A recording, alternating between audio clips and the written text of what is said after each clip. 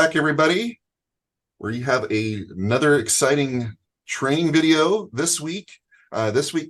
George is going to walk us through some modifications to simplify patron messaging, particularly surrounding the digest. Advanced due and the item due and the pre-due digest messages.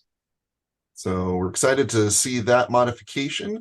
I'm Christopher Brannon with the Coeur d'Alene Public Library and the Cooperative Information Network. And I'm George Williams. I am the Next Search Catalog Coordinator at Northeast Kansas Library System. And before we get started, here's a message about koha-US.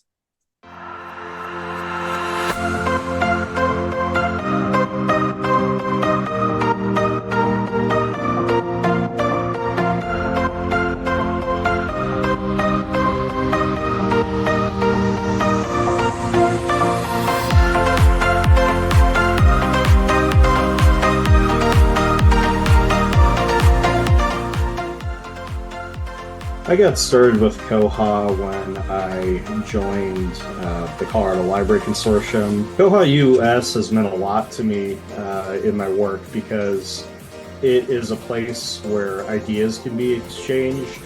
There's training. I've just learned a lot that if I was just stumbling through the darkness on my own, I wouldn't necessarily discover. It also gives a sense that we're all in this together. We're all trying to further the same software. We're all trying to make the best of our situation, and you're not alone. There are other people that are in the same boat as you, and they're all working towards the same goal.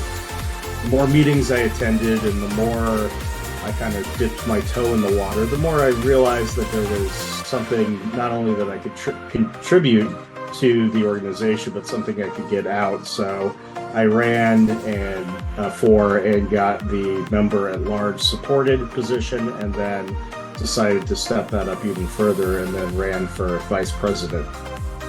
I'm currently leading the special interest group for Consortia because I have a Consortia, and it was an obvious place to come and talk to other groups that were facing similar challenges, and we have a lot of libraries, so we're using Koha in very different ways. So I wanted to be part of that discussion, and fortunately that meeting continues to provide new perspectives and new opportunities for ideas.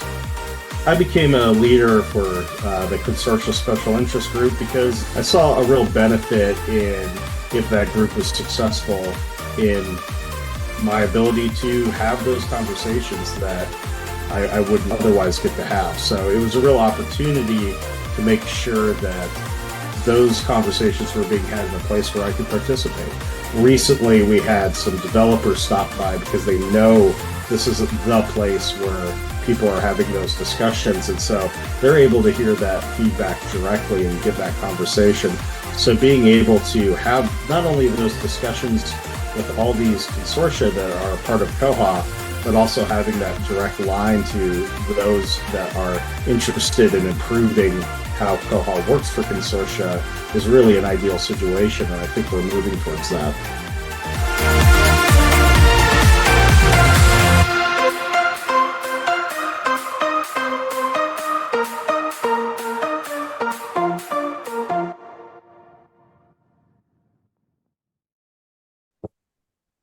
All right, George, take it away. I wanted to point out we've got new pictures on the koha-US homepage. Woohoo! So those pictures from the conference in 2019 have finally been updated. So that's pretty awesome. Christopher's done a lot of reorganization and a bunch of changes to the koha-US website. So that'll get everybody to go there and check everything out all over again. It's like brand new all over again. So. So I've got, there are a couple of ways you can get to these patron messaging preferences. And so I'm just going to start off by going in and clicking on patrons and new patron and adult. And naturally, since I'm creating a patron, it's going to be a Frosty, because that's what I've been calling my test patrons for decades now. Let's give them a card number. Doesn't matter what the card number is. And a username and a password. Or we can just let LastPass fill that in for us. And then down here at the very bottom is where you get the patron messaging preferences. And by default, when you log in, when you set up Koha, we've got this set up so that these preferences are default for this patron category. And so when we adjust these top two, item due and advance notice, there's an option for SMS and there's an option for email. And if you turn on the email for item due or advance notice, or if you turn on the SMS for email for item due or advance notice, what that's going to do is if the patron checks out 10 books for item due on the day that those items due, if you set this to email, it's going to send that patron 10 separate emails saying you have an item due. It's going to send one email for each item. And it also has the potential of blocking the library because it looks like spam. Yeah, it looks spammy when you get 10 emails that are almost identical, all sent within, a fraction of a second. Yeah. So digests, if you click on this box, if you click on email and digests only, what that does is it changes it from sending 10 separate emails, each saying you have one item due, to sending one email that says you have 10 items due. And that works for SMS or email. But the thing is you have to click email and you have to click digest only. You have to go both steps. And by default, like I said, when we load this page, it automatically fills in several of these.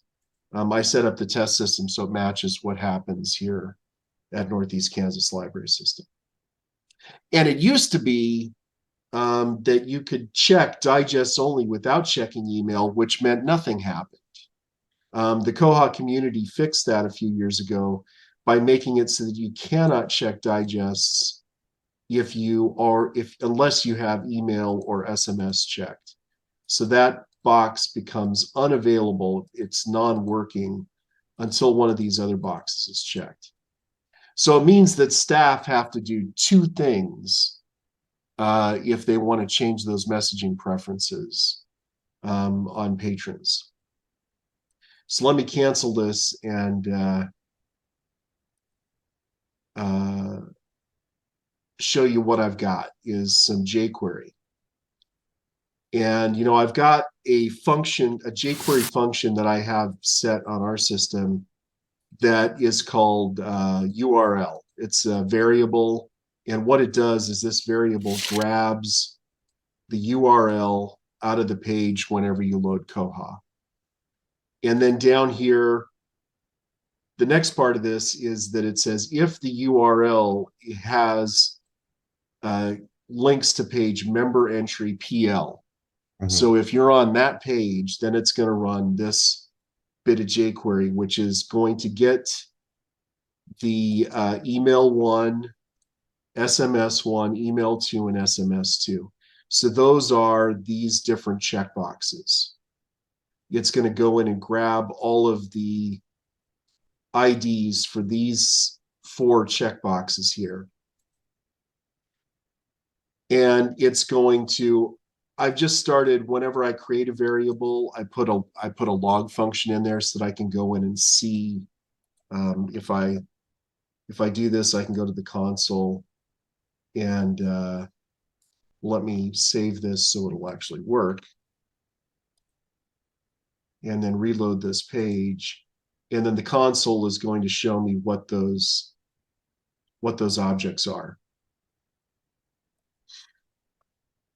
And then it's just a simple on-off switch. So what it's doing is it's saying if these two things change, if email 1 or SMS 1 changes, it's going to evaluate whether or not that digest 1 is checked.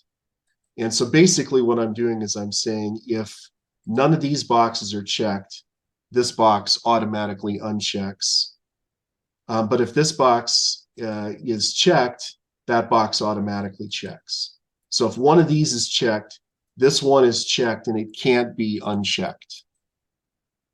Nice.